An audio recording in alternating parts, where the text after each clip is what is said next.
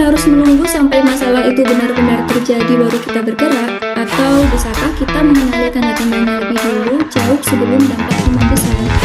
Inilah yang akan kita bahas hari ini dalam webinar berjudul Jangan Tunggu Masalah Berlanjut, Kenali Early Warning System.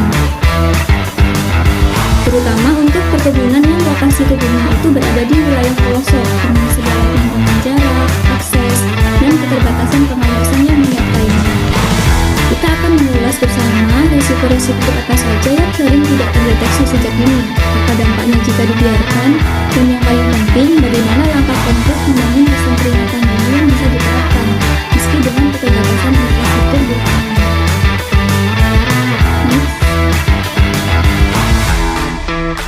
Banyak kerugian besar di perusahaan perkebunan ini bukan disebabkan oleh kejadian yang tiba-tiba. Kerugian besar biasanya diawali oleh gejala kecil yang diabaikan, penyimpangan yang dianggap biasa, data yang tidak dianalisis, laporan yang tidak ditindaklanjuti. Analogi sederhananya, ketika seseorang terkena serangan jantung, biasanya tubuh itu sudah memberikan sinyal, mudah lelah, nyeri dada, atau sesak nafas, begitu pula dalam perusahaan. Jadi sebelum terjadi fraud, kehilangan produksi, konflik sosial, kecelakaan kerja, dan kerugian finansial, biasanya terdapat tanda-tanda awal yang bisa kita prediksi. Kebakaran lahan tidak terjadi dalam satu malam. Pencurian latex tidak langsung menyebabkan kerugian miliaran, atau produktivitas tanaman tidak langsung turun drastis. Biasanya, selalu ada gejala awal yang sering diabaikan. Risiko besar hampir selalu diawali oleh sinyal kecil yang tidak ditindaklanjuti. Itulah fungsi dari early warning system. Dari materi sadari hari ini, saya memahami bahwa keberhasilan perusahaan tidak hanya ditentukan oleh kemampuan dalam menyelesaikan masalah, tetapi juga kemampuan dalam mendeteksi masalah secara dini. Materi EWS mengajarkan saya untuk lebih teliti dalam mengamati kondisi operasional dan memahami indikator-indikator yang dapat menjadi sinyal awal risiko. Saya akan menerapkan kebiasaan melaporkan temuan secara objektif dan mendukung budaya risiko yang positif di lingkungan kerja.